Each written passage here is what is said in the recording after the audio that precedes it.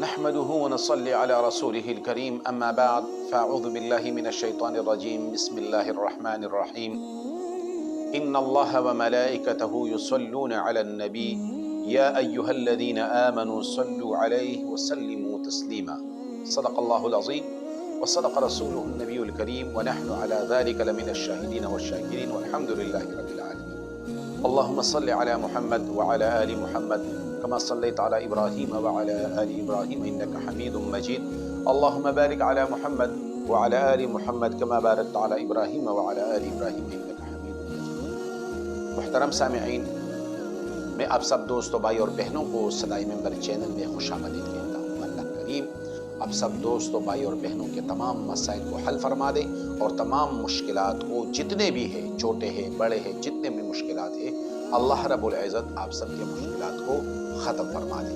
محترم سامعین، چند باتیں عرض کرنا چاہوں گا، امید ہے کہ آپ ذرا توجہ سے میری باتوں کو سنیں گے۔ سب سے پہلی بات، آج ہم تھوڑا سا درود شریف کے بارے میں بھی گفتگو کریں گے اور اس کے بعد اپنی زندگی کو دیکھیں گے کہ آیا ہم محمد الرسول اللہ صلی اللہ علیہ وسلم کی ذات اقدس پر درود شریف بھیجتے ہیں کہ نہیں، اس کے بارے میں بھی بات کریں گے۔ محمد الرسول اللہ صلی اللہ تبارک و تعالی علیہ وسلم پر درود پاک پڑھنا یہ بے شمار رحمتوں اور بہت سی فضیلتوں کا موجب ہے۔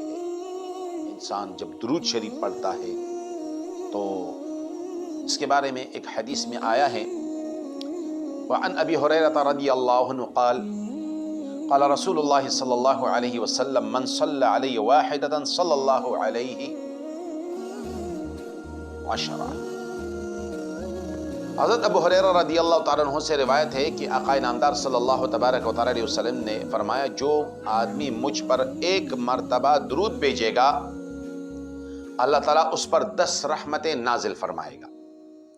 ایک بندہ آ رہا ہے اور نبی کریم صلی اللہ علیہ وسلم کے اوپر اس نے کیا درود شریف پڑھ لیا تو اللہ اس پر 10 رحمتیں نازل فرمائے گا۔ اسی طرح حضرت انس رضی اللہ تعالیٰ عنہ سے بھی ایک حدیث روایت ہے کہ رحمت عالم صلی اللہ تبارک و تعالی علیہ وسلم نے فرمایا کہ جو آدمی مجھ پر ایک مرتبہ درود بھیجے گا، کتنی مرتبہ؟ بھائی صرف ایک مرتبہ، تو اللہ تعالیٰ اس پر 10 مرتبہ رحمتیں نازل فرمائے گا اور اس کے 10 گناہوں کو معاف فرمائے گا، 10 رحمتیں بھی نازل فرمائے گا اور 10 گناہوں کو بھی معاف فرمائے گا، اور تقرب اللہ کے سلسلے میں اللہ رب العزت کی نزدیکت حاصل کرنے میں اس کے اللہ رب العزت 10 درجے بلند کرے گا۔ کتنی بہت بڑی بات ہے کہ بندہ درود شریف پڑھتا ہے۔ درود شریف کے بارے میں شیخ الحدیث مولانا زکریا صاحب رحمۃ اللہ علیہ نے ایک رسالہ لکھا ہے فضائل درود شریف میں، اس میں ایک واقعہ لکھا ہے اور اس واقعے میں آتا ہے کہ ایک آدمی تھا، ایک بندہ تھا، اللہ والا تھا، اور روزانہ سونے سے پہلے روزانہ درود شریف پڑھا کرتا تھا۔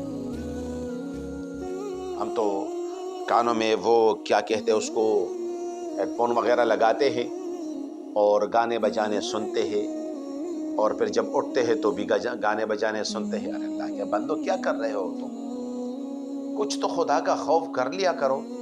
تمہارا سونا بھی گانے بجانے میں، تمہارا جاگنا بھی گانے بجانے میں، اور جب رس شروع ہوتی ہے، جب دن شروع ہوتا ہے تو پھر ہر کوئی ہاتھ میں لے کر کیا کرتا ہے، یہ فیس بک صاحب کا مفتی بن جاتا ہے، اپنے آپ سے فتوی، یہ کافر ہو گیا، فلاں کافر ہو گیا، فلاں پہ لعنت ہو، فلاں پہ لعنت ہو۔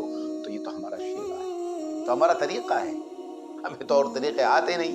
علماء کے پاس تو ہم بیٹھتے ہی نہیں، ہمارے پاس تو ٹائم ہی نہیں ہے کہ ہم کچھ سیکھ لیں، کیونکہ آخر کی تیاری ہم نے نہیں کرنی، وہاں پر تو ہم نے کیا کرنا ہے، جلسے ہوں گے، جلوس ہوں گے تو اس میں شرکت کریں گے، تو ہماری تو خلاصی ہو گئی۔ ہائے ہائے ہائے ہائے، کیا جواب دو گے؟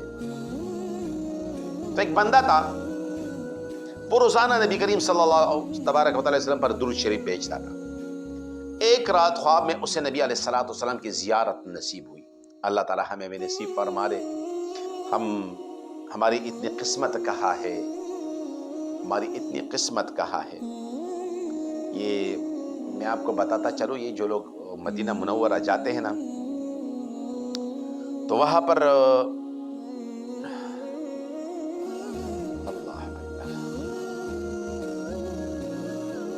بلاوا آتا ہے، اللہ کی طرف سے بلاوا آتا ہے، عمرے کے لیے جاتے ہیں. پھر وہ مدینہ منورہ جاتے ہیں، محمد الرسول اللہ صلی اللہ علیہ وسلم کی زیارت کرتے ہیں. اللہ رب العزت ہمارا بھی نصیب فرما دے.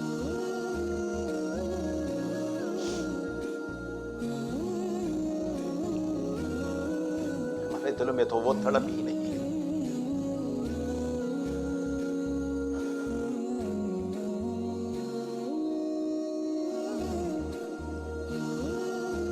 رات کو محمد الرسول اللہ صلی اللہ علیہ وسلم کی زیارت نصیب ہوئی تو نبی کریم صلی اللہ تبارک و تعالی علیہ وسلم نے فرمایا کہ اپنا منہ میرے قریب کر لو. جسے تم مجھ پر روزانہ رات کو سونے سے پہلے درود پڑھتے ہو تو اپنا منہ میرے قریب کر لو،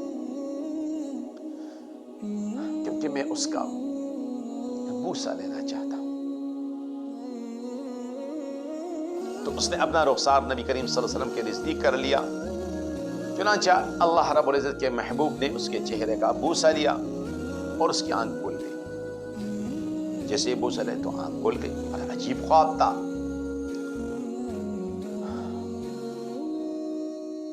آگے ہمت نہیں ہو رہی کہ میں کس طرح بیان کر لوں اس کو.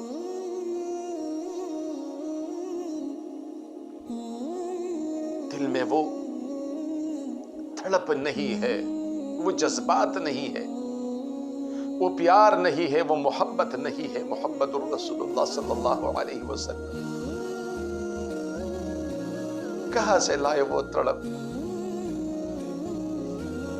کہاں سے لائے وہ پیار، وہ محبت محمد الرسول اللہ صلی اللہ علیہ وسلم. امت کہاں پہ جا رہی ہے، ہم کیا کر رہے ہیں؟ آپ لوگوں سے ایک بات کہنا چاہتا ہوں. اگر اس وقت محمد الرسول اللہ صلی اللہ علیہ وسلم ہوتے تو کیا کرتے؟ اس کے صحابہ ہوتے تو کیا کرتے؟ یہ امت کا حال ہے. امت کی ماؤں کو دیکھو، بہنوں کو دیکھو، بیٹیوں کو دیکھو، کیا ہو رہا ہے ان کے ساتھ.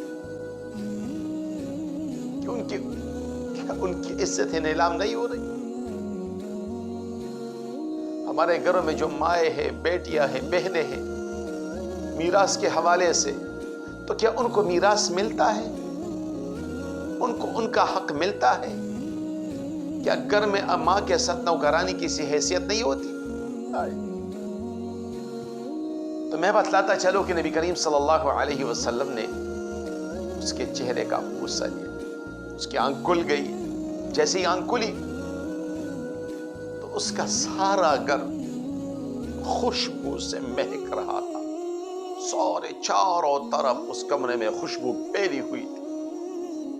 وہ بوسہ کس کا تھا؟ محمد الرسول اللہ صلی اللہ علیہ وسلم کا تھا.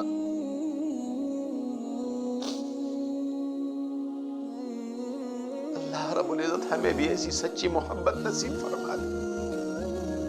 اور کئی دن تک اس کے گھر سے وہ خوشبو جاتی رہی، وہ گھر مہکتا رہا، اور اس کے رخسار بھی اس سے بھی مشک خوشبو آتی رہی. پھر کئی دن بعد اس کے گھر سے وہ خوشبو ختم ہوگی، اس کے رخسار سے بھی ختم ہوگی. تو میرے بھائیوں، یہ واقعہ آیا ہے فضائل درود شریف میں. شیخ الحدیث مولانا زکریا صاحب رحمۃ اللہ تعالی علیہ نے لکھا ہے اس واقعے کو. اس کے تڑپ کو دیکھو. ایک بندہ نبی پاک صلی اللہ علیہ وسلم پر درود شریف پڑھتا ہے، کتنے پیار سے پڑھتا ہوگا، کتنی محبت سے پڑھتا ہوگا، کتنی چاہت سے پڑھتا ہوگا. وہ جب اپنے حبیب کا نام لیتا ہوگا تو کتنی تڑپ ہوگی اس میں. اللہم صلی علی محمد وعلى آل محمد كما صليت على إبراهيم وعلى آل إبراهيم إنك حميد مجيد. اللهم بارك على محمد وعلى آل محمد كما باركت على إبراهيم وعلى آل إبراهيم إنك حميد مجيد. اللہ رب العزت عمل کرنے کی توفیق عطا فرمائے. وما علینا إلا البلاغ.